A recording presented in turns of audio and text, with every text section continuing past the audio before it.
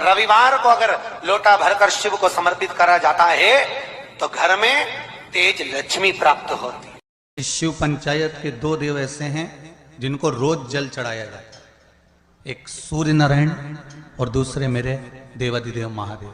दोनों पर जल रोज चढ़ता है प्रतिदिन। शिव पंचायत में गुड़, चावल, लाल फूल और लाल मिर्ची के 11 दाने पानी के कलश में तांबे के लोटे में लेकर हाथ को ऊंचा कर नेत्र, नासिका, वक्षस्थल के सम्मुख में जो सूर्य नारायण को अर्घ देता है जल चढ़ाता है। पर जो सूर्य को अर्घ रविवार के दिन दे देता है अगले रविवार तक पैसे की आवक आना प्रारंभ हो जाती है। जो आज तक फोन नहीं उठाता वो फोन। सूर्य नारायण भगवान को स्टील के लोटे से या चांदी के लोटे से या पीतल के लोटे से या प्लास्टिक के लोटे से या कांच के बर्तन से जल चढ़ाने से आयु छिन्न होती है। क्या समाप्त होती है? आयु। और सूर्य नारायण भगवान को अगर तांबे के लोटे से जल दिया जाता है तो आयु की वृद्धि होती है और दिन भर में अगर कोई काम अटकने वाला है तो वो काम का रास्ता खुल जाता है और शरीर की बीमारी समाप्त हो जाती है। शरीर की बीमारी समाप्त हो जाती है।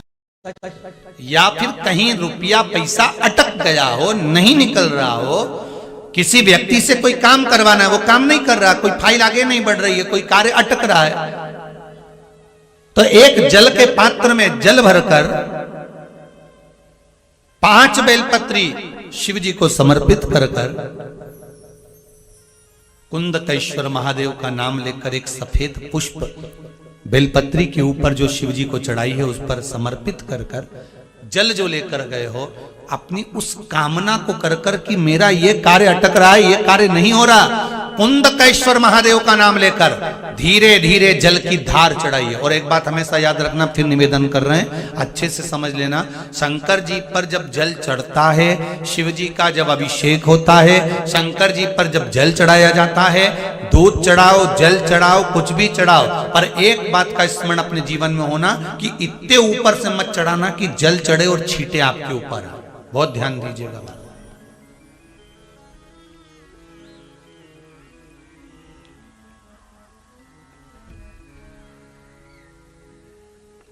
यहां तक वर्णन करा गया है कि शंकर जी का जल चढ़ा हुआ जहां से बहकर जाता है ना, उसको लांगा तक नहीं जाता।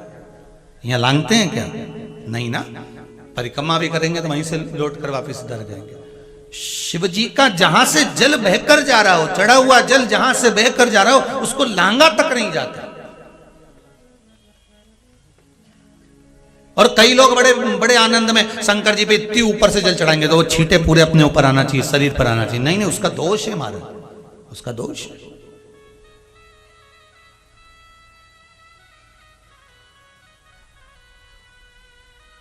शिव जी को अगर आप जल चढ़ा रहे हो, जैसे आप भगवान को अगर जल चढ़ाओ, दूध चढ़ाओ, तो मान लो अगर जैसे एक सरल भाषा में समझ लो और अच्छे से कि जैसे ये शिवलिंग है शंकर जी का, ये शिवलिंग है और आप जल चढ़ा रहे हो तो इतनी ऊपर से छोड़ोगे तो पानी का छींटा तो अपने ऊपर आएगा, पर वही जल, वही दूध, वही सामग्री आप शिवलिंग से थोड़ी सी दूरी बनाकर अगर आप समर्पित करेंगे तो बाबा उसको स्वीकार भी करता है और आनंद की अनुभूति भी होती है, कार्य में सिद्धता भी आती है,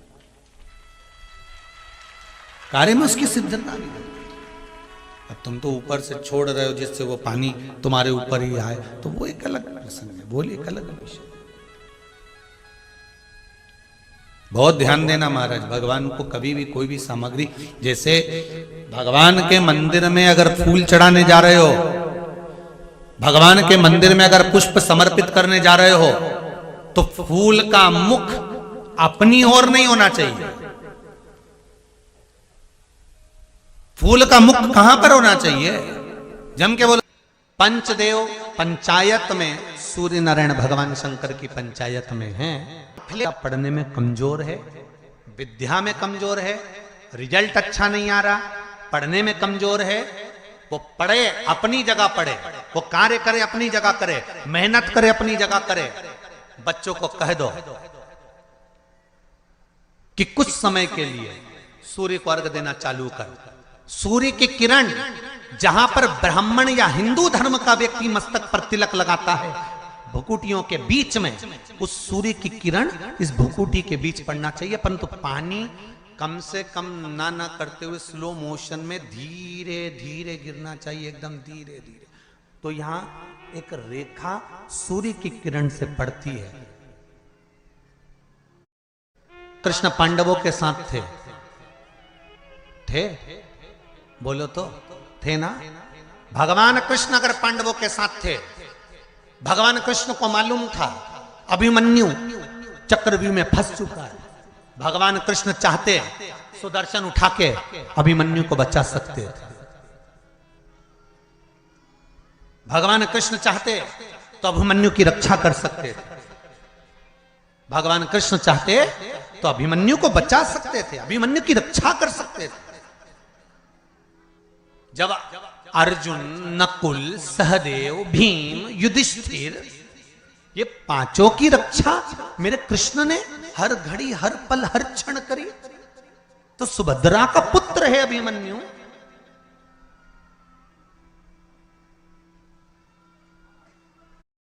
तो फिर अभिमन्यु की रक्षा क्यों नहीं करी? क्या भगवान कृष्ण को नहीं मालूम था कि ये मरने वाला है? क्या भगवान कृष्ण को नहीं ज्ञात था कि ये मरने वाला है? उसकी कथा है ये। चंद्रदेव ने कह दिया था मैं मेरे बेटे को नहीं भेजूंगा। वर्चा को मालूम पड़ा, और वर्चा को मालूम पड़ा कि मेरे पिता चंद्रदेव ने मना कर दिया है जनहित के कार्य के लिए, देवहित के कार्य के लिए। क्यों? क्योंकि पुत्र का मोह नहीं छूट रहा, पुत्र आसक्ति नहीं छूट रही।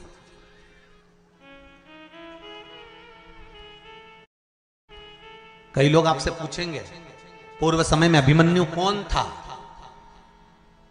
जिसकी रक्षा मेरे कृष्ण ने नहीं करी? पांडवों की रक्षा करी पर अभिमन्यु की रक्षा नहीं करी। लोग आपसे प्रश्न करेंगे, आपको उत्तर देना पड़ेगा।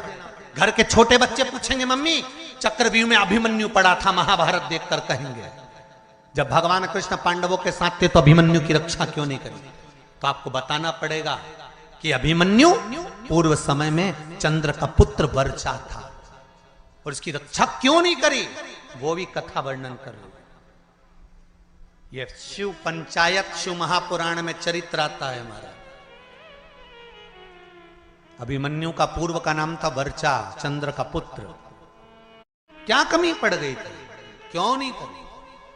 वर्चा को मालूम पड़ा कि मेरे पिता ने मुझे मना कर दिया, मेरे पिता ने कह दिया कि मृत्युलोक में मेरा पुत्र वर्चा नहीं जाएगा, क्योंकि पुत्र आसक्ति, पुत्र मोह, पुत्र का स्नेह बड़ा प्रबल हो का पूरा वंश डूब गया। अगर पुत्र मोह में धृतराष्ट्र नहीं पड़ता ना तो बच जाता पूरा परिवार, पूरा परिवार बच जाता। पर माताओं और भाई, जितने लोग कथा सुन रहे हैं, आपसे निवेदन है इतना पुत्र मोह मत पालना कि तुम्हारी औलाद ही तुमको नष्ट कर दे, तुम्हें बर्बाद कर दे। अभिमन्यु जन्म ले रहा है तो वर्चा स्वयं चंद्रदेव करेंगे, मेरा पुत्र मुझे शीघ्र चाहिए।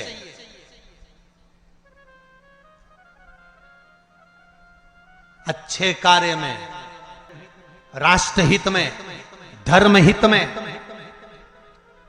जग हित में, नेक कर्म करते हुए, अच्छा कर्म करते हुए अगर आपके प्राण चले जाएं तो समझ लेना कि आपको भगवान ने थोड़े समय के लिए सील ठप्पे लगाकर ही भेजा था कि संसार में जाकर आपको ये अच्छा कार्य करना है। यह मैं तुझे भेजने से पहले देवताओं से बात करूंगा। चंद्रदेव ने बुलाया भगवान ब्रह्मा को और ब्रह्मदेव से कहा, प्रभु मेरी एक बात को स्वीकार करेंगे? बोलिए क्या बात? मैं अपने पुत्र वर्चा को भेजने को तैयार हूं, पर चाहता हूं कि ज्यादा समय मेरा पुत्र मृत्युलोक में ना रहे, तुरंत मेरे पास वापिस लौट कर आ जाए। ब्रह्मा जी ने कहा तथास्तु। होने वाला था तब ब्रह्मदेव ने हाथ जोड़कर भगवान विष्णु से, कृष्ण से कहा था, हे कन्हैया कृपा करना, आप अर्जुन को, नकुल को, सहदेव को, भीम को, युधिष्ठिर को और भी जितने जितने हैं इनको बचा लेना, पर चंद्र का पुत्र वर्चा जो अभिमन्यु बनकर जन्म लेगा इसको मत बचाना, क्योंकि इसके प्राण छूटेंगे, ये तुरंत अपने पिता के पास चले जाए। कई लोगों ने प्रश्न खड़े करे, भगवान कृष्ण सबको बचा सकते थे तो इनको क्यों? एक प्रश्न और आता है, कई लोग प्रश्न खड़े करते हैं कि केदारनाथ जी में त्रासदी मची थी ने इतने मर गए थे, भगवान अगर थे तो भगवान ने क्यों नहीं बचाए? तुम्हारा जब जन्म होता है ऊपर लिखा पड़ी होती है कितने समय के लिए जाना चाहते हो, सील ठप्पे ऊपर से लगे होते हैं, नीचे नहीं। वर्चा अभिमन्यु बनकर जन्मे, आए, कर्म करा, स्वयं भगवान कृष्ण को ध्यान में था कि अभिमन्यु को घेर लिया गया है, इसको छुड़ाना चाहिए, पर नहीं छुड़ाया। अर्जुन ने कहा मेरा पुत्र मर रहा था और आपने बचाया नहीं। भगवान के कैसे बचाऊं, क्योंकि ऊपर से लिखा पढ़ी कर कर आया था कि मैं थोड़े समय के लिए जाऊंगा, थोड़े समय के लिए जाऊंगा और जाकर ये कार्य करूंगा। तो फिर थोड़े समय के लिए आया, लिखा है। पर सूर्य नारायण भगवान को अर्घ देकर रोशनी शरीर पर पड़ना चाहिए। जिंदगी में कभी कोई बड़ी बीमारी नहीं आ सकती। महाराज आप लगातार जल तो चढ़ाना चालू करो, अच्छे अच्छे डॉक्टर फेल हो जाएंगे और कह देंगे गठन ठीक हो गई। आपका लीवर और किडनी गड़बड़ कर रहा है, आप प्रतिदिन आपका स्वास्थ्य गड़बड़ रहता है, आप प्रतिदिन ये ज्योतिष शास्त्र के अंतर्गत, रत्न शास्त्र के अंतर्गत, ये रत्न शास्त्र, ज्योतिष शास्त्र, रंग शास्त्र जो हमारे यहाँ है, रंगों के हिसाब से ये जितने रत्न होते हैं, माणिक हुआ, मोती हुआ, नीलम हुआ, मूंगा हुआ, पुखराज हुआ, ये क्यों कहते हैं ये पीला है, ये सफेद है, ये नीला है, ये लाल है, इसको शरीर में क्यों पहनाते हैं? उसका कारण होता है कि जब शरीर में पहनते हैं सूर्य की किरण उसमें पड़ती है, हमारे शरीर पर वो कलर का इफेक्ट पड़ता है, उस कलर को शरीर पर लगता है और शरीर पर लगता है तो हमारा शरीर धीरे धीरे, हमारी जो इंद्रियां हैं वो सही होने लगती है, काम सही होने लगता है। गुरुजी पंचदेव पंचायत में, सूर्य नारायण भगवान शंकर की पंचायत में हैं। कितने लोग देते हैं सूर्य को अर्घ? जरा हाथ उठाओ। बहुत बढ़िया, बहुत जोरदार।